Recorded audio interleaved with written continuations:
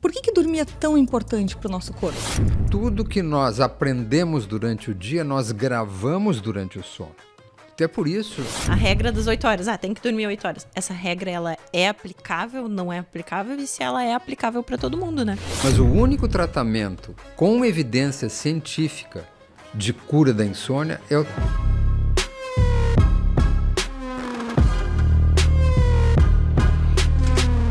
Bem-vindos a mais um episódio do Papo Sem Neura. Hoje, acredito ser um dos assuntos mais importantes dessa temporada, mais pedidos também. Hoje falaremos sobre sono. Então, hoje aqui com a gente, para conversar e nos explicar que dormir não é perder tempo, nós temos o Dr. Riso, neurologista especialista em sono. Seja muito bem-vindo. Muito obrigado, meninas. Meu nome é Geraldo Riso, eu sou neurologista, neurofisiologista e especialista em medicina do sono.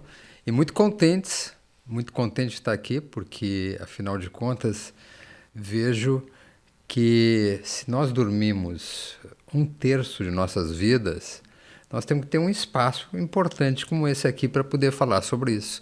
Então, eu fico muito contente com o convite. Então, para começar, eu vou perguntar para o senhor.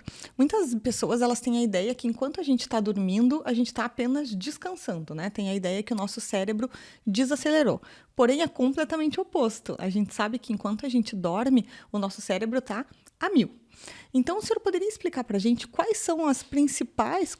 Por que dormir é tão importante para o nosso corpo? Se a gente fosse falar do ponto de vista leigo, nós poderíamos dividir o sono em 2 etapas.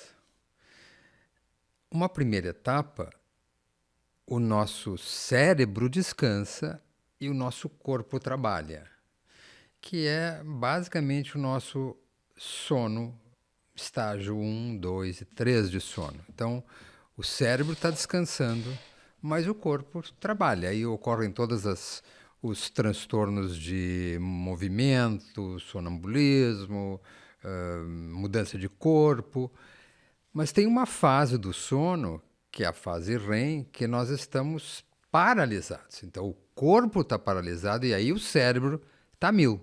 Né? Então, durante o sono REM, que é um sono muito semelhante ao da vigília, se a gente for olhar na polissonografia, ele é muito semelhante da vigília. Esse é o período que o cérebro está trabalhando.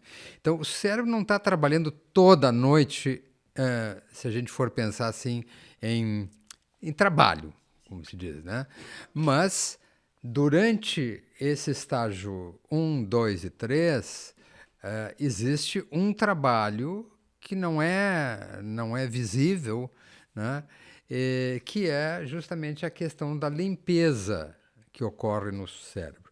O nosso cérebro ele não tem o sistema linfático que tem no resto do corpo. O cérebro tem um sistema chamado glinfático. E ele funciona, então, como eu estava dizendo, para limpar as impurezas que se acumulam, a toxicidade que se acumula durante o dia no cérebro. E a gente sabe que se isso não é feito, essas substâncias tóxicas geram proteínas tóxicas, né? Como a ApoE, né? Que é uma proteína muito ligada à doença de Alzheimer. Então, o acúmulo dessas proteínas muitas vezes está associado ao mau rendimento do sistema linfático. Mas, então, o grande trabalho do cérebro, memória, cuidar da memória, ocorre nesse espaço REM e finalzinho do estágio 3. Tá? Então, para o leigo, eu diria assim, ora o cérebro descansa, ora o cérebro trabalha. Agora, por que o sono é tão importante? Bom, a gente sabe que dormir é importante, mas muita discussão houve, e até agora, recentemente, para que serve o sono? Uma coisa é, a gente sabe que é importante o sono. O sono é importante na questão hormonal, né? Porque nós temos a produção de uma série de hormônios, por exemplo, leptina, grelina, hormônios sexuais, né? O próprio cortisol, tudo ocorre durante o sono. Então, eles têm uma curva, eles têm um ritmo que é o ritmo circadiano, que ocorre, então, com o sono. Se nós não dormimos, ou se nós dormimos mal, a produção desses hormônios fica prejudicada. Outra coisa que eu acabei de mencionar é a questão da memória, né? Tudo que nós aprendemos durante o dia, nós gravamos durante o sono. Então é por isso que a gente não recomenda que um estudante se prive de sono Pra prova. para a prova, né? Não se recomenda isso. A questão cognitiva, como eu disse, é muito importante, né? Eu acho assim, hoje o papel da cognição está muito relacionado ao sono. Então, funções existem, mas por que a gente dorme, né? Na Nature desse mês surgiu uma pesquisa interessantíssima mostrando que o sono, a pressão de sono, né? Por que a gente dorme? Por que a gente dorme? A pressão do sono está muito associada a um build-up, a um crescimento dos elétrons nas mitocôndrias de alguns neurônios. Então, está associado basicamente à mitocôndria, né? Produção de energia. Então, o sono não está por excesso de adenosina, não é por excesso de adenosina, não é por cansaço e um estresse, é por um problema de energia, aumento de... Então, isso é por que a gente dorme.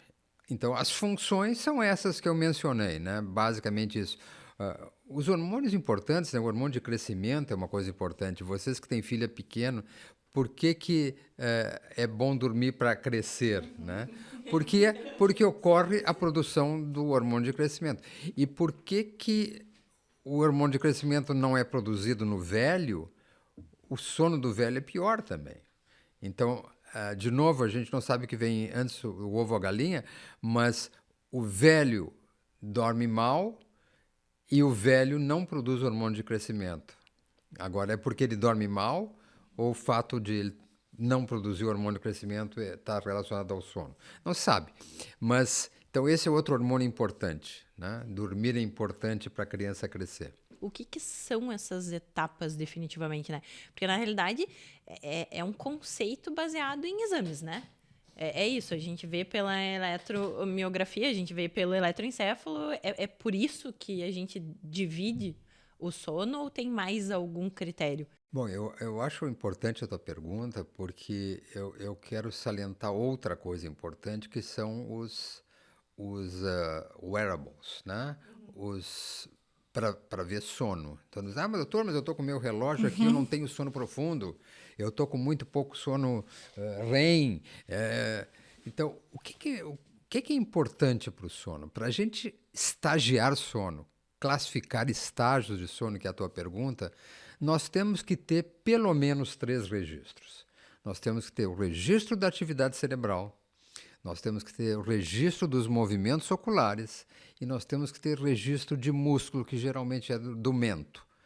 Então, esses relógios, esses smart watches e wearables, como se diz, eles fazem uma inferência a partir da inteligência artificial, né? Com algoritmos e tal. Mas eles não têm a capacidade de estagiar sono. Então, o que a gente sabe, é claro que a primeira vez isso foi feito com Rechtschaffen e Kales, que foram os grandes pesquisadores nesse assunto, que estagiaram o sono, foi com uma polissonografia. Mas a gente sabe que, em tese, né, nós temos 4 ciclos de sono. E por isso, muitos estudiosos do sono acham importante nós considerarmos cada ciclo desses para nos prepararmos para dormir, e para nos prepararmos para acordar. Então, se você considerar 4 ciclos de sono com uma duração de 90 minutos, que é mais ou menos a duração de cada ciclo, então nós teríamos 360, né? Basicamente. E eles acham que tem que ter mais 90 para dormir e mais 90 para acordar. 4 ciclos de sono, onde nós temos estágios 1 e 2, que são sono superficial, estágio 3, que é considerado sono profundo, e REM. onde REM é a sigla em inglês de Rapid Eye Movement, movimento ocular rápido dos olhos. Bom, qual o percentual desses estágios no sono? Todo mundo diz assim, meu sono é muito superficial. Doutor, meu sono é muito leve. O nosso sono é muito leve, porque 50% do nosso sono é sono superficial. Estágio 1 e 2, 50%. 20 a 25% é sono profundo. E 20 a 25% é sono REM. Então, esses são os 4 estágios, né? O percentual de cada um do tempo total de sono. E nós passamos por essa fase, 1, 2, 3, 4, 1, 2, 3 e REM, às vezes 1, 2 e REM, às vezes 1, 2, 3 e sem REM, mas não há assim uma rigidez de tem que ser nesta ordem, mas normalmente a gente começa a dormir com sono superficial, aprofunda o sono e sonha. O primeiro estágio de sono costuma ocorrer em 90 minutos. Tá? Então, quando o indivíduo sonha muito rápido na noite, né, você vai fazer uma sesta, por exemplo, vai dormir de tarde, sonozinho rápido e já está sonhando, nós temos que pensar em 2 situações. Ou ele tem uma doença, que é a narcolepsia, então, onde a gente sonha rápido, né, a latência do sono REM é muito curta, ou a gente está privado de sono REM. Então, se vocês, por exemplo, né, dormem tarde em função do trabalho, em função dos filhos, dormem muito tarde, vamos considerar meia-noite, e acordam 6 da manhã para ir para o trabalho ou para outra coisa, certamente vocês estão privadas de sono REM, que é o sono que ocorre no final, na madrugada. É a época que a gente sonha mais. Então, por isso, se vocês vão dormir, tirar uma soneca de tarde, fazer uma sesta, vão sonhar rápido, porque estão privadas de sono. Né? Então, essa questão da pergunta inicial, da função do sono, por que a gente dorme, né? Existem 2 outras explicações, que nós temos 2 mecanismos. Um é o circadiano. Nós temos um ritmo de 24 horas, de dia e noite. Então, à noite a gente dorme. E o outro é o acúmulo de sono. Quer dizer, se você vou dar um exemplo da comida, né? Se você passa o dia comendo, né? Quando chega à noite no jantar, não está com fome. Passou o dia beliscando, comendo uma torta, comendo isso, então de noite não está com fome. Se você está em jejum, a chance de você ter fome é muito grande. A mesma coisa do sono. Se você dorme muito num dia, a chance de você não ter sono no dia seguinte é grande. Se você está privada de sono, a chance de você dormir é muito grande. E sabe que eu tenho um relógio, não tenho Apple Watch, nada disso, mas eu tenho um relógio que eu uso para correr, né? Que eu corro. E logo que eu comprei ele, eu falei, eu vou usar para dormir, porque eu quero ver o meu sono. Falei. E o que aconteceu? Chegava de manhã, dizia ali 4 horas de sono, 5 horas de sono. Eu acordava e às vezes eu nem estava cansada. Eu olhava aquele número, eu ficava desesperada. Eu pensava, nossa, eu não vou dar conta do dia. Olha aqui, eu dormi só 4 horas. Sendo que um dos critérios, né, para a gente definir insônia é ter um cansaço durante o dia. É sentir que isso não foi suficiente. Né? Então, isso que eu gostaria que o senhor comentasse um pouquinho mais com a gente. Assim, o que é a insônia e quais os critérios para a gente considerar insônia verdadeira? Claro. Até para a gente pensar se essa regra de 8 horas, porque daí todo mundo fala, né? A regra das 8 horas. Tem que dormir 8 horas. Essa regra, ela é aplicável, não é aplicável? E se ela é aplicável para todo mundo, né? Uhum. Do ponto de vista estatístico, a gente considera normal aquilo que a maioria apresenta. Né? Isso é normal, porque a maioria apresenta. Então, o que a gente sabe é que a maioria da população adulta precisa dormir em torno de 8 horas. Tá? Então, isso é normal. Agora, não é anormal quem dorme 7 ou quem dorme 6. Né? Nós achamos que dormir menos do que 6 é muito pouco. Nós achamos, eu digo, a ciência. E também não é normal um adulto dormir mais do que 10. Quando está privado de sono, sim, de novo. Não é anormal, mas a maioria deve dormir em torno de 8 horas, entre 7 e 8 horas, adultos. A criança dorme muito mais e o idoso tende a dormir menos, certo? O que nós achamos de importante nos smartwatch e nos wearables é que, como eu disse, hoje a gente se preocupa com peso muito, né? Todo mundo tem um nutrólogo, um endócrino, né? Com atividade física. Quem não tem um personal training, né? Todo mundo faz ginástica com personal. Mas personal sleeper, tu já ouviu falar? Não. Eu não ouvi falar. Só que a gente dorme 1/3 das nossas vidas. É muito importante, né? Então, falar sobre sono é bom por isso, porque é importante e as pessoas estão dando importância. Quando a gente fala no relógio, a gente acha assim, não tem um valor significante para dizer o que dorme, mas é importante porque a Carol, a Manu se importam com o sono, se preocupam com o sono. Isso que a gente dá valor. A gente dá valor pela preocupação por uma coisa que a gente considera importante. Bom, insônia é nós temos insônia sintoma e insônia doença, né? A insônia sintoma é muito prevalente, né? 80% dos pacientes têm insônia sintoma.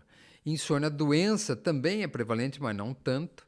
Mas nós definimos a insônia de 4 formas. Então, é um distúrbio do sono com dificuldade para iniciar ou para manter o sono, ou ainda sono curto ou sono não reparador, com repercussão diurna. E normalmente diferente da privação de sono, porque o indivíduo privado de sono, no outro dia ele está com sono. O indivíduo insone, ele não está com sono. Se ele vai deitar de tarde, ele não consegue dormir. Ele está cansado, ele está mal-humorado, ele está rendendo mal, mas ele não consegue dormir, mesmo que haja um ambiente propício. E é muito importante se considerar isso, quando a gente fala em insônia, né? Que os ouvintes saibam que o nosso sono ele é involuntário. Involuntário. O que quer dizer isso? Que a gente não pode dormir a hora que quer. E muitas vezes a gente dorme quando não quer. No volante, no cinema, vendo televisão. Então, o sono é involuntário. Por isso que eu insisto com os meus pacientes que mais do que tratar a insônia com remédios é ensinar a dormir. Então, o meu grande trabalho é fazer com que as pessoas aprendam a dormir. Só que, infelizmente, a maioria não quer aprender a dormir. Elas querem desligar e dormir. Elas querem, acabou a novela, pá, vou dormir. Botei meu filho na cama, pá, quero dormir. E não funciona assim. É involuntário. Então a gente tem que se preparar. Tem que ter uma rotina de recolhimento, uma rotina de desaceleração. Então isso é fundamental para se dormir bem. Mas, eu insisto, por que o tratamento mais eficaz, ou o único tratamento, não é mais eficaz, mas o único tratamento com evidência científica de cura da insônia é o tratamento da terapia cognitivo-comportamental. Então, é mudar comportamento. É isso aí. A longo prazo. Sim. Não é uma mágica. Não é uma mágica. Não é uma mágica. A mágica é isso, tomar um comprimido e apagar. Né? E por isso que vende a rodo, né? Porque... Que é completamente antifisiológico, né? Claro. Você pegar a maioria dos medicamentos, até seria uma pergunta que eu iria fazer. Se existe algum medicamento superior a outro, algum medicamento que mimetize um pouco mais esse sono natural? Porque a grande maioria é assim. Se a gente pegar, por exemplo, um Zolpidem, tomou, pum, apagou. Né? O que é completamente... Mas, assim, das drogas, né? Nós temos essas drogas Z, os Zolpidem, Zopiclone, Zaleplon. Nós temos os benzodiazepínicos típicos, né? Talvez o mais usado seja o alprazolam, que o pessoal mais usa, mas existem outros, o Valium, o bromazepam e tal. Diferente das drogas Z, eles agem no cérebro de uma forma diferente. Os benzodiazepínicos típicos, eles agem no neuroreceptor benzodiazepínico que tem em todo o cérebro. E as drogas Z, numa região específica do hipotálamo, que é a região mais ligada ao sono. Então, eles são diferentes na ação e também são diferentes em relação a como funciona, vamos dizer assim, como atrapalham ou não atrapalham o sono. Então, o Z simula mais um sono natural. Simula, apesar da indução ser rápida, mas ele simula, tanto que ele não interfere muito, por exemplo, num indivíduo com apneia. Já um Lexotan, um bromazepam, um troço desses, um benzodiazepínico típico, eles são ansiolíticos, são antiepiléticos, são relaxantes musculares e são sedativos. Tem 4 propriedades. O outro é um hipnótico. Então, ele é melhor para o sono. Melhor para o sono. Não quer dizer que ele deva ser usado, mas é melhor para o sono. Depois tem os agonistas da melatonina, que teoricamente são ótimos, porque estimulam um hormônio do sono, então agonistas da melatonina, mas a eficácia não é tão boa. Existem drogas boas para o sono. Todos os remédios, obviamente, têm risco. São melhores do que os benzodiazepínicos antigos, não tem dúvida, mas não resolvem o problema. Mascaram. Não, exatamente. O indivíduo vai dormir e tal, é o que ele quer dormir logo, mas vai ficar tomando a vida inteira? Não, porque a gente não sabe. O Zolpidem, por exemplo, eu sou um macaco velho na área, tenho mais de 40 anos de medicina do sono. O que eu quero dizer para vocês é o seguinte: quando surgiu o Zolpidem, eu fui uma das pessoas contra o receituário branco. Eu queria desde o início o receituário azul. Então, o receituário azul foi instituído esse ano, ou final do ano passado, porque houve um boom de venda do Zolpidem no mercado brasileiro, né? E se viu casos de dependência, vários efeitos colaterais. Mas a ideia que nós buscávamos eram drogas novas que já tinha no exterior e a gente não tinha nada aqui além de benzodiazepínico. Então foi bom naquele momento, né? Mas aí todos os trabalhos mostravam que não tinha dependência, que não tinha tolerância, mas eram trabalhos a duração maior foi de 1 ano. Sim. Então, nós já estávamos com 5, 6 anos, aí começou a haver dependência, sonambulismo, né? Acidentes, em função do Zolpidem. Né? E tem também os antipsicóticos atípicos, que a gente vê bastante uso, principalmente idosos, como quetiapina. Isso. Acho que crianças usam muito a risperidona. E o que o senhor acha desses medicamentos? Também, eu acho que são drogas usadas, né, em condições especiais. Por exemplo, um indivíduo com demência pode ser usado, né? Em idosos, com doses pequenas, sabe que o metabolismo do idoso é mais lento do que o do adulto jovem. Então, a gente tem que cuidar com doses de remédio. Então, o idoso tomando uma droga dessas, né, um idoso sadio, tomando uma droga dessas, a chance dele de queda é muito grande, 40%. Então, nós vamos ajudá-lo a dormir com uma droga, ele vai cair e aí vai começar o problema. Né? Porque a maior mortalidade em idosos está relacionada à queda hoje. Né? Então, nós temos que ter muito cuidado com essas drogas. Eu uso muito pouco também, e doses mínimas. Outras drogas que se usam para insônia são os antidepressivos, com efeito sedativo. Né? Então, nós temos a mirtazapina, nós temos a trazodona, né? São, de novo, as doses são bem pequenas. Baixinhas. Bem pequenas. Né? Então, vou dar um exemplo, trazodona, o comprimido tem 50 miligramas, a gente usa 25. Né? Então, para ajudar no sono. E qual é o papel do antidepressivo sedativo, diferente do que a gente estava falando, não é indução do sono, é manutenção do sono. E essa é a insônia mais difícil.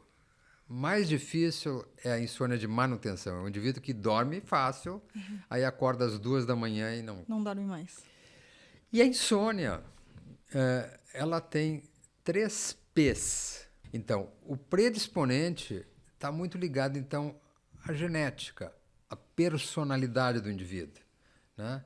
O indivíduo a mil, está super ativo, pensa, tem vários negócios e tal. Então, esse indivíduo não consegue desligar de noite. A cabeça fica... Então, a tendência dele de ter uma insônia é grande. É grande. Depois tem o fator precipitante. Por exemplo, fulano perdeu o emprego, não consegue dormir. O que eu vou fazer agora? Tenho a família para sustentar, papapá. Brigou com a namorada, né? Então, são fatores precipitantes de uma insônia. E normalmente existe esse fator. Então, quando o indivíduo chega para mim e diz assim, doutor, eu tenho insônia, há quanto tempo? Minha insônia iniciou em janeiro de 2017. O que aconteceu em janeiro de 2017? Sim. Alguma coisa aconteceu. Houve um fator precipitante. Me divorciei. Foi não sei o quê. Minha mãe foi hospitalizada. E o perpetuante é quando tem um problema desses e você não resolve.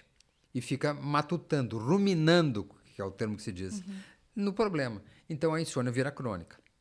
Então, são esses 3 P's que mantêm a insônia. Nesse momento, eu também não sou muito boa para falar, porque insônia...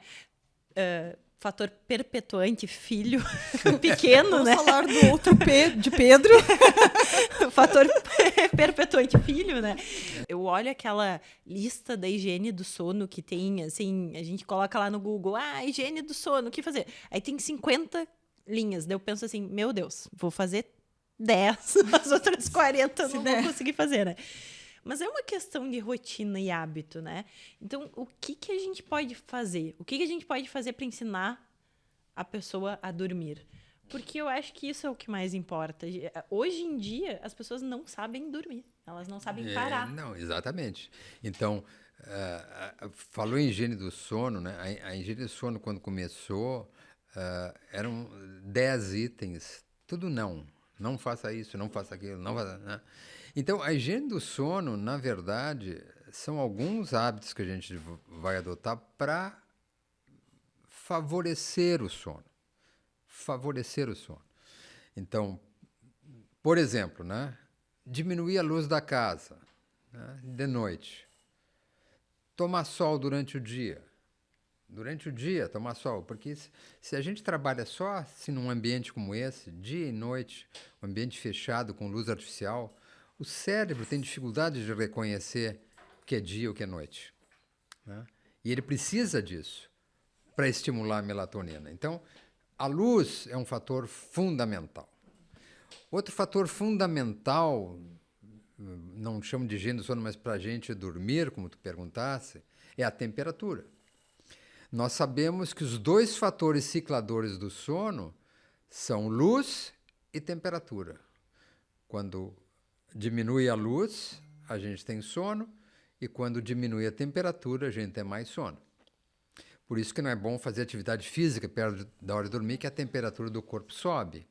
Mas então são os 2 fatores. Então a gente sugere isso, um ambiente mais frio, dá mais sono, né? É melhor dormir num ar-condicionado a 20, 21 graus de cobertor do que...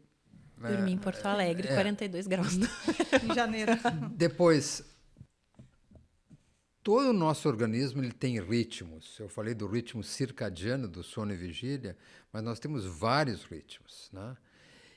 E um dos fatores também fundamentais para a gente dormir bem é ter rotina de horário de refeição. Então, se um dia você janta às 7, está com o filho, está com fome, aí um dia você janta às 10 para esperar o marido. Para o sono isso é ruim, é muito ruim. Então, quanto mais cedo, melhor. A medicina ayurvédica, a medicina mais antiga, ela dizia que a gente jamais deve comer quando não há mais luz. sempre comer com luz. Então, quanto mais cedo a gente fizer a janta, melhor. E a partir desse momento, que pode ser o start, a janta, né, a gente tentar fazer uma coisa de relaxamento, de atividades cada vez mais monótonas. Então, não pode ver televisão. Não, pode ver televisão. Não sugiro que veja televisão na cama. Mas, se a televisão for um hipnótico, para muita gente eu ligo a televisão e capoto. Minha mulher, por exemplo, ela tem insônia. Isso é muito normal. Seu marido dorme bem, a mulher tem insônia. O casal é sempre assim, um com inveja do outro, do sono do outro. Bom, e a gente vai ver televisão, eu digo, não, vamos relaxar agora, vamos ver televisão, vamos ver uma série, vamos ver filme. Está vendo a série, ela está aqui. Eu digo, então vamos dormir. Vamos dormir, vou para a cama. Eu tenho o hábito de ler um pouquinho. Então, sempre leio um artigo, um livro. Então, aquilo para mim é esta atividade monótona. Não uso eletrônico, essas coisas de noite, mas um livro. Então, sempre tenho meu livro de cabeceira, né? Aquilo é outra atividade monótona. Eu saí da janta, da função, ajudei a lavar a louça, televisão, leitura, sono. Decaindo.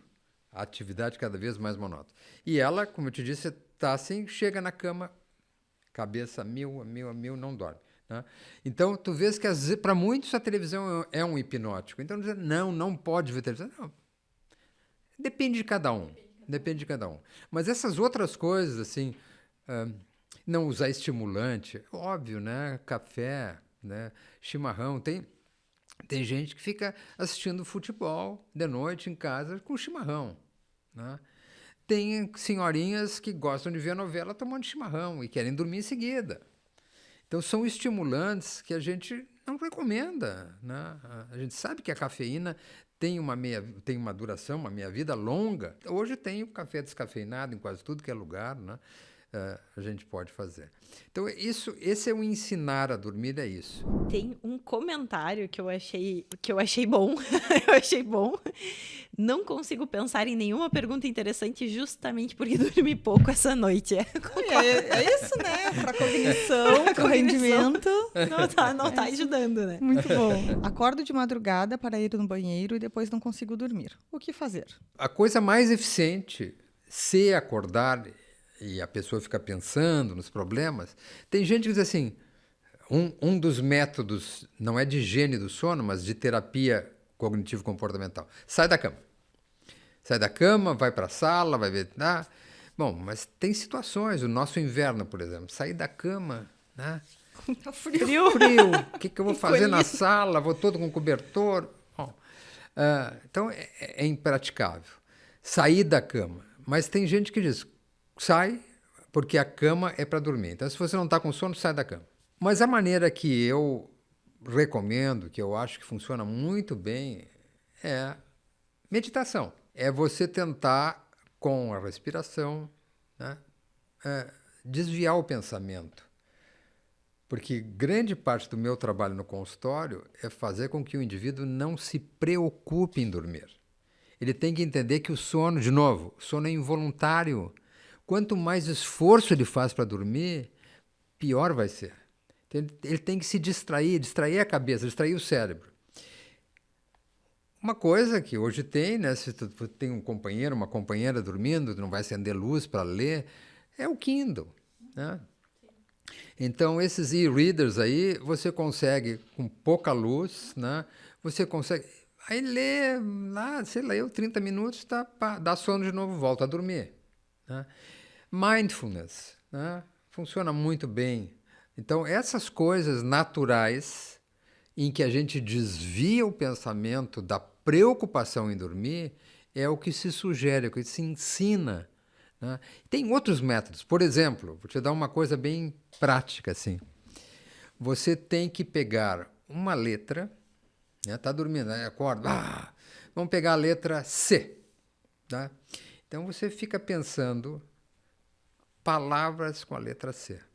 Faz tipo um Casa, stop, assim. comida, caminhão, cor, né? E aí fica pensando. Né? E vai assim, aí outra letra. Na terceira, quarta letra está dormindo. Meu esporte é golfe. Eu tinha um amigo que morava aqui no Terraville e jogava golfe todos os dias. Né? Jogava muito bem, mas jogava golfe todos os dias. E aí ele desenvolveu uma insônia. E eu disse para ele, faz o seguinte, quando tu acordares de noite, como tu joga todos os dias, tu vais lembrar, o golfe tem 18 buracos. 18 buracos. Cada buraco a gente joga em 3 ou 4 tacadas, tá? Então, tu vais lembrar cada buraco, cada tacada que tu fez. Tá? Bati aqui, eu bati lá naquele canto, aí depois eu fui lá no lago, aí eu pulei o lago.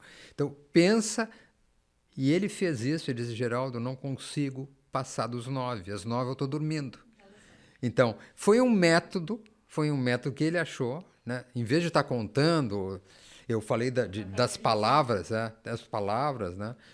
Tem outros que fazem, a gente contava carneirinho, né? Dizia contar. Então, mas isso é um método, se você fizer associado à respiração, né? Pensar, né? Tá bem posicionada, pensa na respiração e começa a contar com cada movimento respiratório, também vai funcionar bem. Né? O que não pode é acordar e dizer, vou buscar um remedinho para pôr embaixo da língua. É isso que a gente contraindica. Né? A pessoa acorda, vou tomar o remedinho.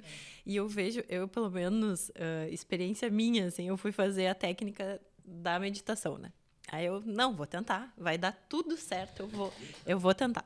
Aí comprei por 1 ano a meditação, um aplicativo. Aí eu coloquei ali e tal, daí a mulher falava assim, respira agora em 10 segundos. Aí chegava uma hora que eu queria matar a mulher. Eu só queria matar a mulher, porque daí eu não conseguia dormir e ela estava me mandando fazer alguma coisa no meio da madrugada. Então, para mim, foi uma experiência né? ruim. Aí o que eu pensei? Bom, agora eu vou tentar outra técnica. Eu vou pensar no que eu fiz, coisas inúteis do dia que eu fiz, eu vou ficar lembrando, tararara. E aí eu dormi.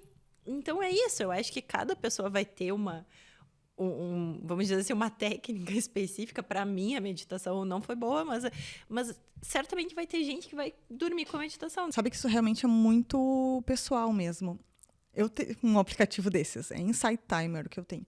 E para mim funciona super. Né? Eu coloco a mulher falando lá, gente, no meio da conversa, tô em Nárnia já, assim.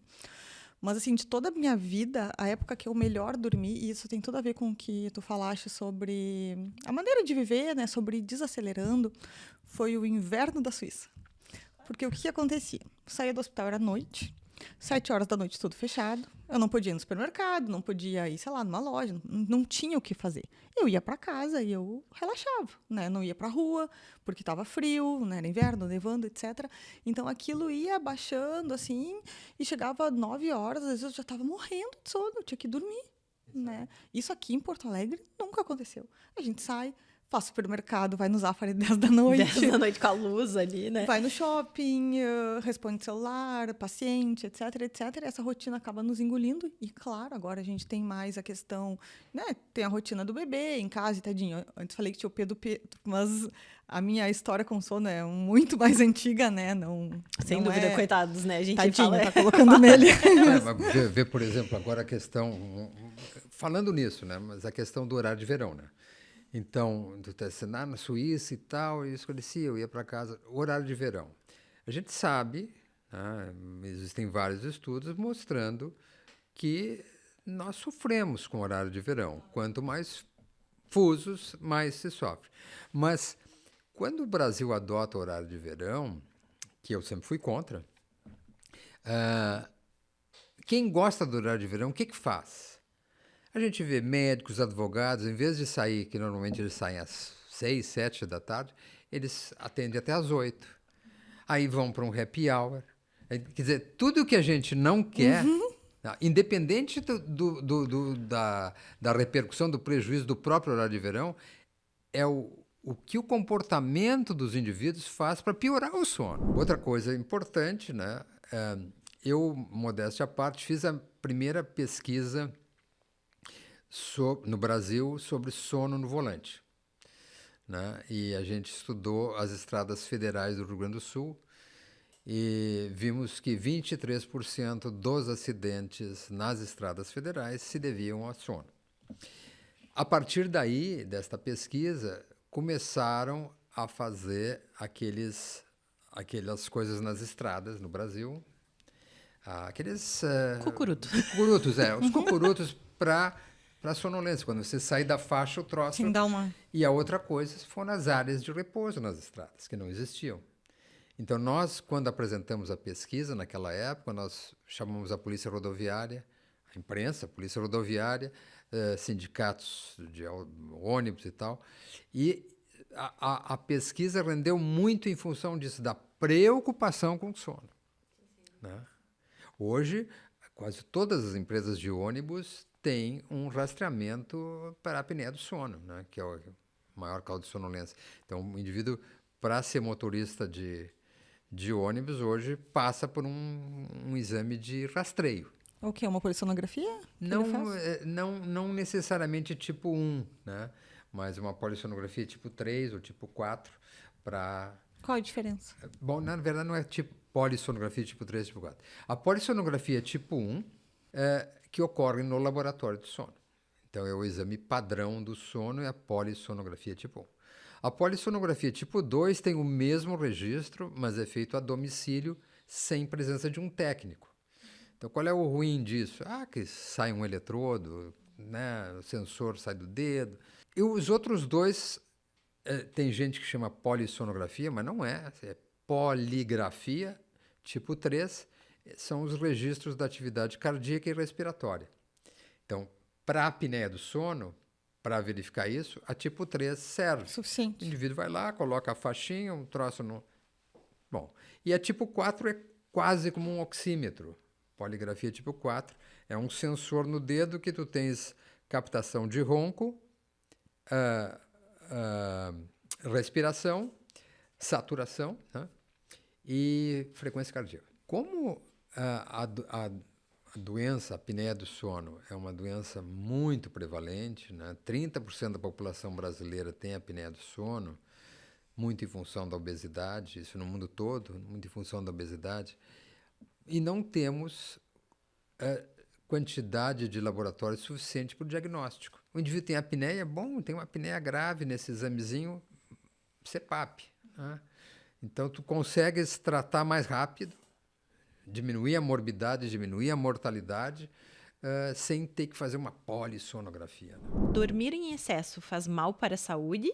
Tipo umas 10 horas por noite. O normal para um adulto é dormir entre 7 e 8 horas. Então, dormir em excesso todas as noites 10 não é que faça mal para a saúde. Não é uma situação regular. Não se imagina isso, alguém dormindo 10 horas. Nós fomos feitos para dormir à noite e estarmos acordados de dia. Então, se o indivíduo está dormindo 10 horas, provavelmente ele está dormindo durante o dia. Né? Sei lá, até às 10, 11 da manhã, o que não é normal se ele dormiu no horário. Então, está fora da curva. Né? Tá fora da curva. Agora, mal para a saúde, sabe-se, existem alguns estudos, não foram bem, como é que eu vou dizer, aceitos, mas foram feitos na Califórnia, mostrando que indivíduos que dormem mais do que 10 horas têm um risco maior de câncer. Mais que 10 horas. Mais do que 10 horas tem risco de câncer. Então, dormir mal faz mal para a saúde. Olha, existem esses estudos. O que eu digo é que ele está fora da curva. Não quer dizer que todo mundo que durma 10 horas agora, dormir eventualmente 10 horas, claro que não é problema. Muito sono. Pode ser ausência de vitaminas? Não. Isso aí é o charlatanismo gritando no meio do Instagram, né? É que agora todo mundo quer repor as vitaminas, né? Principalmente a D, né? D tá todo mundo querendo repor, né? A gente estava conversando antes nos bastidores sobre a síndrome das pernas inquietas e o metabolismo do ferro, né? Então, existe alguma coisa relacionada às vitaminas e doenças, não necessariamente muito sono. Não vitaminas, não tem nada relacionado à vitamina, mas em relação ao ferro, sim. Né? Tu sabes que a própria doença de Parkinson também está associada a problemas com o ferro. O que a gente sabe? Que existem 2 problemas hoje no sono, ou 2 distúrbios do sono que estão muito ligados ao metabolismo do ferro. E a gente procura dosar sempre o ferro. É a síndrome das pernas inquietas, que atinge em torno de 4 a 7% da população e ocorre em todas as faixas etárias, e o sono inquieto da criança, que é uma nova doença. Então seria também, se trata muitas vezes, melhora muito com ferro, né? Com suplementação de ferro. Mas vitamina em si, assim, não tem nenhum distúrbio que eu me lembre que esteja associado à carência vitamínica. Não. Esse assunto do sono da criança, nós temos especial interesse, né? Porque essa questão do sono da criança ser agitado, eu tinha uma ideia, assim, de que era mais normal da faixa etária, assim. Eu lembro do Pedro, quando tinha meses, que dormia com os bracinhos pro alto e ficava mexendo os bracinhos, tudo. Por essa questão também evolutiva, né, de que ele tem que se mexer, não se tapar, não se sufocar, etc. Então, isso não faz sentido, doutor Riso. Não, bebê, né? Bebê, obviamente, bebê se mexe mais, tem mais tiques, né? Isso, à medida que ele vai envelhecendo, ou vai crescendo, né? O bebê vai crescendo, o número de movimentos durante a noite vai diminuindo, né? Então, a tendência é a gente ter o sono mais quieto, né? E a criança também. A criança tem um sono inquieto, ela pode se virar, mas uma criança que amanhece com o travesseiro no chão, fica sempre destapada, descoberta durante a noite, né? Vira, grita. Então, esse tipo de transtorno é que resolveu se classificar como sono inquieto da criança. Não é a criança sonâmbula, nem com terror noturno, nem com essas parassonias, mas que tem apenas um excesso de movimento durante a noite, quando devia estar mais quieta, né? E o senhor poderia nos dar uns conselhos para o sono das crianças? Como adulto, né, a criança, desde cedo, deve ter uma rotina de sono. Desde cedo deve ser educada. Se os pais não têm uma disciplina de sono, fica difícil a criança seguir, né, essa disciplina. Mas é muito importante a disciplina, né? Hoje, se enfatiza muito a questão das telas, né? Então, a gente vê pais, para poderem fazer alguma coisa, dão um celular, um iPad para a criança, que ela aí fica se distraindo, e aí eles podem conversar. Ou em restaurantes você vê isso muito, né? Em restaurantes de casais com criança, a criança com um iPad, um celular desses. Então, à noite, de preferência, não criança pequena, mas se tiver que usar, nunca usar à noite, né? Então, a disciplina é horário, refeição cedo, como eu tinha dito, né? Reduzir a luz e preparar para dormir. A coisa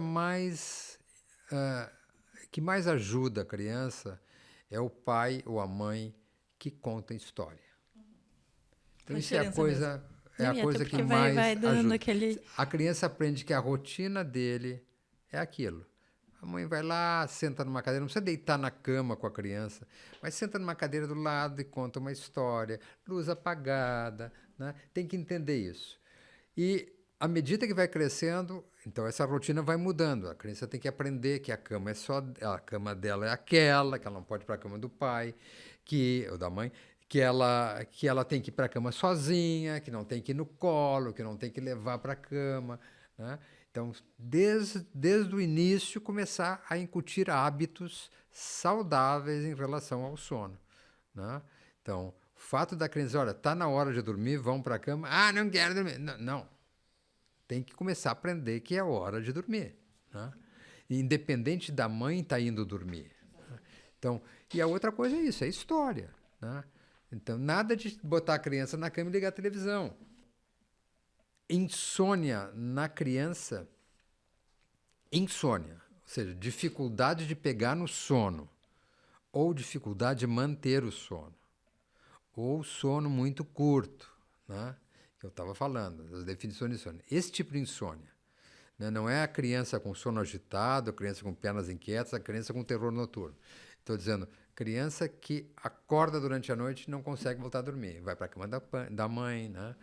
Então, a causa mais comum é ou tela, hoje surgiu essa história, tela, mas existe um transtorno de sono classificado na Classificação Internacional do Sono, que se chama falta de estabelecimento de limites.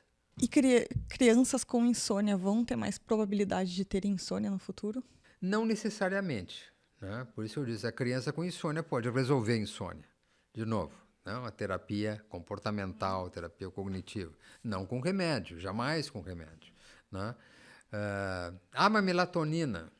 Melatonina, meninas, não é remédio para insônia. A gominha da melatonina. Pois então, eu gostaria muito de falar sobre a melatonina, porque agora a gente vai na farmácia e tem lá 20 marcas de melatonina, né? E é impressionante a quantidade de gente prescrevendo. É a gotinha, é a gominha, não sei o quê. E... Pois é que a melatonina é uma substância, é um hormônio, né, derivado da glândula pineal do porco, que nós produzimos naturalmente. Essa produção vai diminuindo com a idade. E, de novo, como eu falei no início, ela tem um ritmo. Ela tem um ritmo de melatonina que começa por volta de 9, 9h30 da noite e cai por volta de 5, 6 da manhã, começa a cair o nível de melatonina. Então, ela tem um ritmo. Se nós vamos dormir às 11h30, por exemplo, a nossa melatonina já pode estar caindo. Então, a dificuldade, às vezes, maior. Se nós acordamos, se nós temos um horário completamente diferente, o ritmo da melatonina vai interferir com isso. Então, a melatonina é um hormônio que a gente produz quando a luz diminui. Então, a glândula pineal produz, vai a hipófise e a retina, né? Quiasma e nervos ópticos. Bom, para que funciona a melatonina? Como é ritmo. É um hormônio do ritmo e ela funciona para ritmo. Ela funciona para alguém que tem jet lag, ela funciona para alguém que tem atraso de fase, ou seja, indivíduos que deitam muito tarde e acordam muito tarde, tu queres regular isso, né? DJ. Eu tenho um paciente, atendi essa semana, é DJ. Então, trabalha de noite até as 3, 4 da manhã. Dorme até as 2 da tarde. Né? E aí, esse era o trabalho dele. E agora ele conseguiu um emprego público, em que ele tem que estar às 9 horas no emprego. Então, eu tenho que regular isso. Então, isso se faz com melatonina. Atraso de fase. Adiantamento de fase. Indivíduos que deitam muito cedo, 8 da noite, acorda às 3 da manhã. Trabalhador de turnos, plantões, né? Trabalhador de turnos, fábricas. Então, esse é o indivíduo da melatonina. Ela não é para a indução do sono. Mas, infelizmente, né, a mídia e as pessoas desautorizadas, e nós não tínhamos melatonina. A melatonina era importada dos Estados Unidos e tal. Aí começaram a manipular a melatonina. E a gente não sabe como é essa manipulação, se a dose é correta. Para o sono, a dose de melatonina é inferior a 1 miligrama. 1 miligrama. E o pessoal compra melatonina de 5, de 10, de 20, sei lá eu de quanto. E pegando o gancho, então, né, que tu citaste, desses pacientes que têm esse atraso na latência do sono. Então, a gente fala que são pessoas mais notívagas, que não são muito da manhã. Existe mesmo essa pessoa que tem um horário um pouco diferente da maioria? Sem dúvida, sem dúvida. Nós temos o que a gente chama de cronotipos, né? Cronotipos. Isso então, é genético? Temos o matutino, como eu, tem os vespertinos e tem os indiferentes. A maioria é indiferente. Mas realmente isso existe. O ser matutino não é problema, nem ser vespertino. O problema é quando tu atrasa muito ou adianta muito a fase. Né? Eu sou matutino, eu acordo 5h30, 6 horas. Né? E estou dormindo por volta de 10. Né? Agora, se eu começo a me deitar às 8, né? Janto, estou louco de sono, vou para a cama. né? Então, isso aí é uma anormalidade, né? Então, e cronotipo é uma coisa importante até nos relacionamentos. Ah, sim, sem dúvida. Né? Sem dúvida. Imagina um marido matutino e a mulher vespertina, ou vice-versa, né? É difícil. Antigamente, quando eu comecei a medicina do sono, vinha uma paciente. Eu sempre peço, na consulta com sono, sempre é importante que venha o casal, quando é possível. Mas chegava um sujeito obeso, né, roncador, e eu perguntava para a esposa: o fulano ronca? E ela olhava assim, um pouquinho, né, bem. Hoje, isso quando eu comecei. Sim. Hoje a mulher chega, essa semana teve uma jovem, bem jovem, com o marido, disse: doutor, se o senhor não me resolver esta semana, eu me separo, porque eu não aguento mais. Essa semana. Vamos ver o que é. Não, e vamos aproveitar, né, para falar sobre isso. Se ronco, tem algum ronco que é normal? Não. Não, ronco não é normal. Não, ronco não é normal. É um distúrbio respiratório do sono. Não é um problema grave, mas não é normal. E ronco é sempre apneia? Não. A apneia sempre é ronco, mas ronco não é sempre apneia, né? Então, não conheço indivíduo que tem apneia que não ronque. Mas os roncadores não quer dizer que tenham apneia, por isso que a gente investiga. Agora, existem fatores que favorecem o ronco. Nós falamos em remédios. Então, os benzodiazepínicos aumentam o ronco. O álcool, né? A gente vai jantar, toma um cálice de vinho, meia garrafa de vinho, vai roncar mais. Riso, muito, muito obrigada por ter vindo, por ter aceitado o convite, ter vindo aqui conversar com a gente. A gente vai ter que ter uma parte 2 para falar sobre sonhos. A gente nem conseguiu chegar nos sonhos hoje. Ótimo. É muito legal, né? O sonho é uma coisa muito legal de conversar também. Muito bem. Estaremos às ordens. Então, combinado para a próxima temporada. Tá bom, muito obrigada. Tá bom.